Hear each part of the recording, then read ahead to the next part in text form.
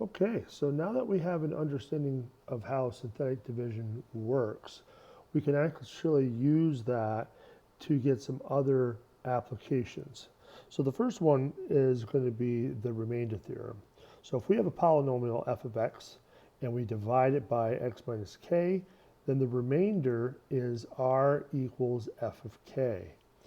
Now, in and of itself, that's a little bit hard to understand what they're really telling us, but let's try synthetic division with what they're giving us here and see what we get for consequences and see if we can kind of figure out what they're trying to say. So if we have our polynomial function f of x equals 4x cubed minus 13x plus 10, and we want to know what this function is equal to at these different values of x. So instead of just plugging those in and then breaking it down, what happens when we do synthetic division? So let's try the x equal to 1 first. So if we have 1 on the outside, and then we put all of our coefficients on the inside, so we're going to need the 4. We are missing an x squared, so we're going to need to keep track of that with a 0. We have a minus 13, and then we have a positive 10.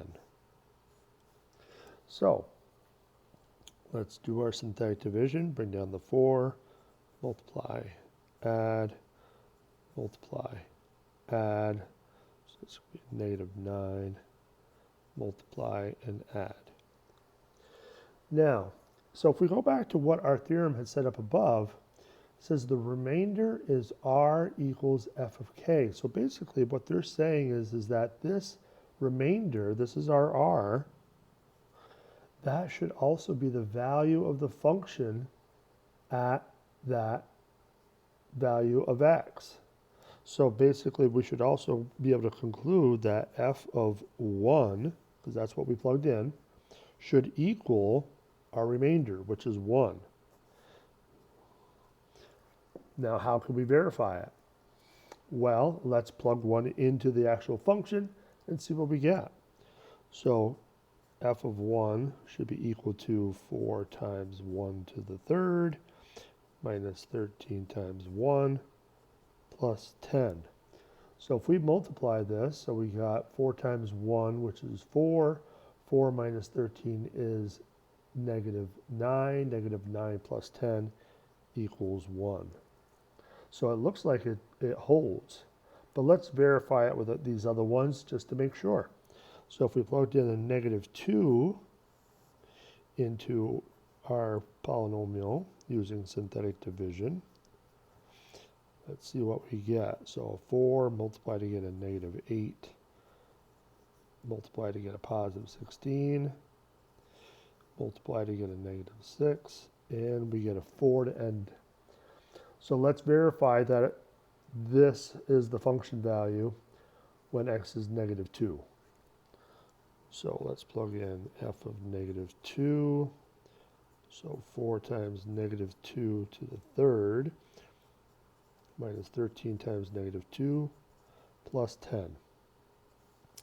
So we get 4 times a negative 8, which is negative 32, plus 26 plus 10. So 36 minus 32 is equal to 4, which is what we had there.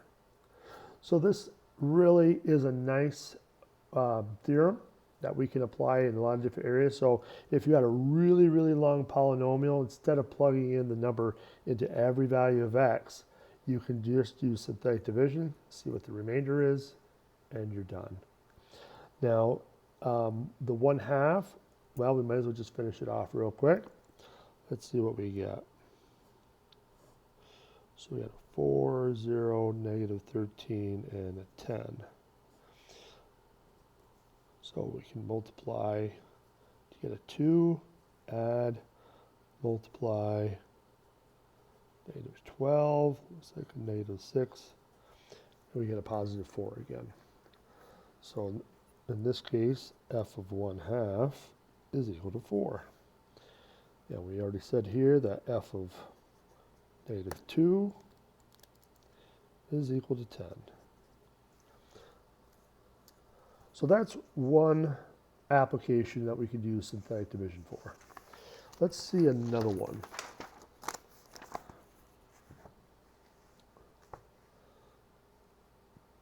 So, but before we get to that, let's try one more example.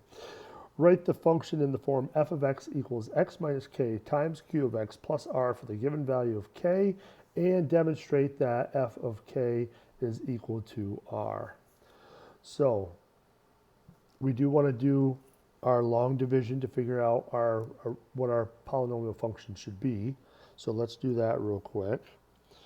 So we got 3 on the outside. And looks like we got a 1, -1, -10, and 7.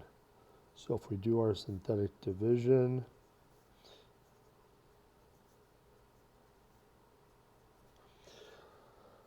so we end up with that. So now, again, we're trying to rewrite it in this format. So we already know that k is 3, so we can quickly substitute that in. So f of x should be x minus 3 times what? So remember, we got to deconstruct this last line. So remember, this is our remainder. This is our constant x squared. So we should get an x squared plus 2x minus 4. And now we need to add the remainder.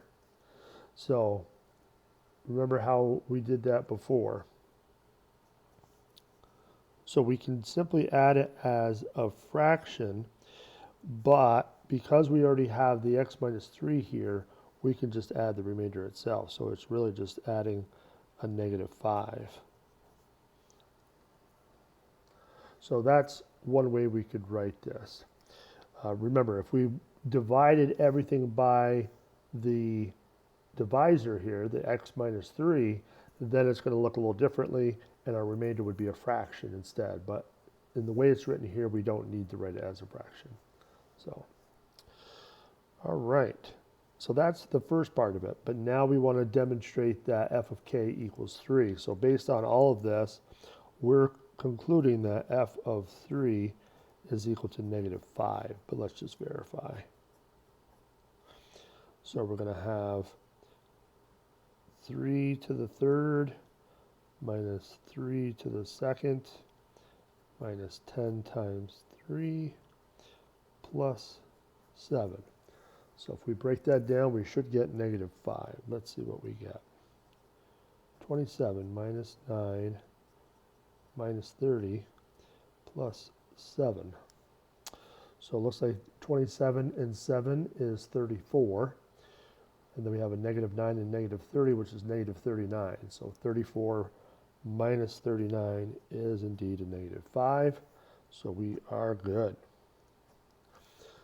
All right, so very important theorem, that remainder theorem. So we're going to see some more theorems in the next video. So see you soon.